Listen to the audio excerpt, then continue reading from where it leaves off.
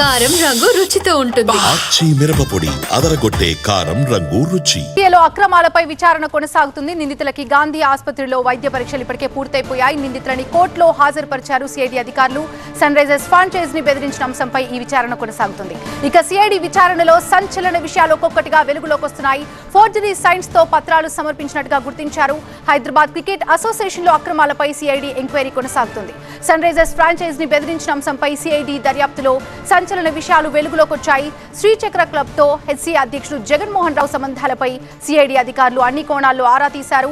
HCA president Jaganmohan రావుతో పాటు HCA కీలక సభ్యులపై forgery, cheating కేసులని CID నమోదు చేసింది. ఇక ఈ కేసులో A1 గా జగన్మోహన్, A3 గా శ్రీనివాసరావు, A4 గా సునీల్, A5 గా రాజేందర్, A6 గా జి కవిత ఉన్నారు. శ్రీచక్ర క్లబ్ కి గౌలీపుర క్రికెట్ క్లబ్ అని కూడా పేరుంది. అయితే గౌలీపుర క్రికెట్ క్లబ్ అధ్యక్షుడిగా ఉన్న మాజీ మంత్రి కృష్ణ యాదవ్ సంతకాన్ని ఫోర్జరీ చేసిన వ్యవహారంలో Telangana cricket association general secretary Guruva Reddy ఇచ్చిన కంప్లైంట్ తో సిఐడి అధికారులు కేసు నమోదు చేశారు. ఫోర్జరీ చేసిన గౌలీపుర క్రికెట్ క్లబ్ డాక్యుమెంట్స్ ద్వారానే జగన్మోహన్ రావు హెచ్సిఏలోకి అడుగుపెట్టారు. ఇక అప్పట్లోనే జగన్మోహన్ రావు పోటీ చేయడాన్ని మిగతా సభ్యులంతా వ్యతిరేకించినప్పటికీ అధ్యక్షుడు కాకుండా ఆపలేకపోయారు. గౌలీపుర క్రికెట్ క్లబ్ కి సంబంధించిన అన్ని డాక్యుమెంట్స్ ని సిఐడి అధికారులు వెరిఫై చేశారు. ఈ వ్యవహారంలో మాజీ మంత్రి కృష్ణ యాదవ్ కుటుంబ సభ్యుల హస్తం కూడా ఉండటాన్ని సిఐడి గుర్తించింది. రాజేందర్ యాదవ్ తో పాటుగా ఆయన భార్య కవిత పాత్ర కూడా ఇందులో ఉండడంతో వారిని సైతం సిఐడి అధికారులు అరెస్ట్ చేయాల్సిన పరిస్థితి నెలకొంది. కేవలం ఫోర్జరీ డాక్యుమెంట్స్ కేసే కాకుండా సన్ రైజర్స్ యాజమాన్యంతో హెచ్సిఏ విభేదాలపై సిఐడి దర్యాప్తు చేస్తోంది.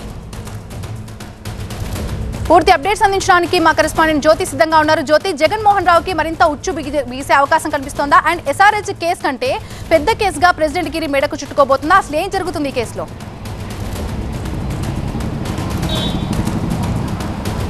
రైట్, మొత్తానికి ఈ కేసుకు సంబంధించి సిఐడి అధికారులు 6 మంది మీద కేసులు నమోదు చేస్తే అందులో 5గురు ఏవైతే మేడ్చల్కి సంబంధించినటువంటి కోర్టులు వాళ్ళని హాజరుపరచడం జరిగింది. ఒకరు A2గా ఉన్నటువంటి వ్యక్తి పరారీలో ఉన్నట్టుగా తెలుస్తోంది. ప్రస్తుతానికి మాత్రం వాదనలు కొనసాగుతున్నాయి. ఇకపోతే హెచ్సిఏ ప్రెసిడెంట్గా ఎన్నిక కాబడమే ఒక ఇల్లీగల్గా మాత్రం సిఐడికి సంబంధించినటువంటి అధికారులు గుర్తించడం జరిగింది. ప్రధానంగా ఎవరైతే తెలంగాణ క్రికెట్ అసోసియేషన్కి సంబంధించినటువంటి సెక్రటరీ సిఐడి అధికారులకి ఈ కంప్లైంట్ చేయడం జరిగింది. ఈ దర్యాప్తులో భాగంగా జగన్మోహన్ రావుకి సంబంధించినటువంటి మరొక అవినీతి కోణం కూడా బయటపడిందని చెప్పుకోవచ్చు.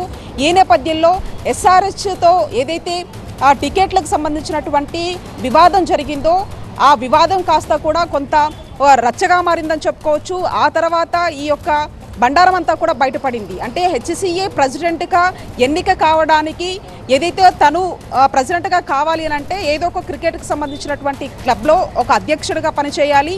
ఆ అధ్యక్షుడిగా పనిచేయాలంటే తనకు సంబంధించినటువంటి ఒక ఫోర్జరీ డాక్యుమెంట్ను కూడా చేసుకోవడం జరిగింది.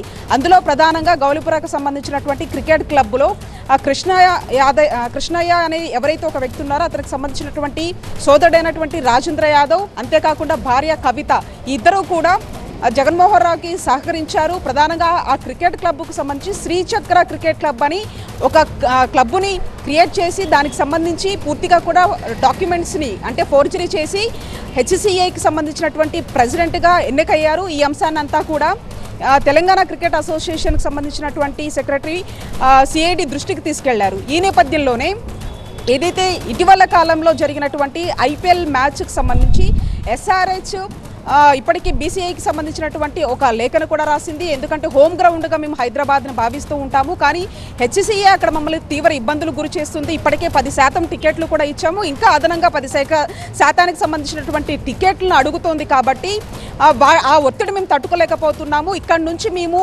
వేరే ప్రదేశానికి వెళ్తామంటూ కూడా ఎస్ఆర్హెచ్కి సంబంధించినటువంటి యాజమాన్యం బీసీఐ దృష్టికి తీసుకెళ్ళింది. ఆ తర్వాత తెలంగాణ గవర్నమెంట్ దృష్టికి కూడా ఈ ప్రాబ్లం అంతా కూడా తెలంగాణ గవర్నమెంట్ దృష్టికి రావడంతో కూడా విజిలెన్స్ కమిటీని ఏర్పాటు చేయడం జరిగింది. ఎందుకంటే ఐపీఎల్కి సంబంధించి క్రికెట్ ఫ్యాన్స్ అంతా కూడా ఉప్పల్ స్టేడియంకి రావడం హైదరాబాద్కు ఒక బ్రాండ్ ఇమేజ్గా కూడా ఉంది. కాబట్టి ఇక్కడ ఉన్నటువంటి హోమ్ గ్రౌండ్గా భావించేటటువంటి ఎస్ఆర్హెచ్ టీము వేరే ప్రదేశానికి వెళ్తే కూడా ఆ బ్రాండ్ ఇమేజ్ అనేది తగ్గిపోయేటటువంటి అవకాశం ఉంటుంది, డ్యామేజ్ అయ్యేటటువంటి అవకాశం ఉంటుంది. కాబట్టి ఎట్టి పరిస్థితుల్లో కూడా ఈ అంశానికి సంబంధించి తాము సీరియస్గా తీసుకుంటామంటూ విజిలెన్స్ కమిటీని తెలంగాణ ప్రభుత్వం ఏర్పాటు చేసిన తర్వాత పూర్తి స్థాయిలో జగన్మోహన్ రావుకు సంబంధించినటువంటి నిధులు ఇవన్నీ కూడా బట్టబయలయ్యాయి.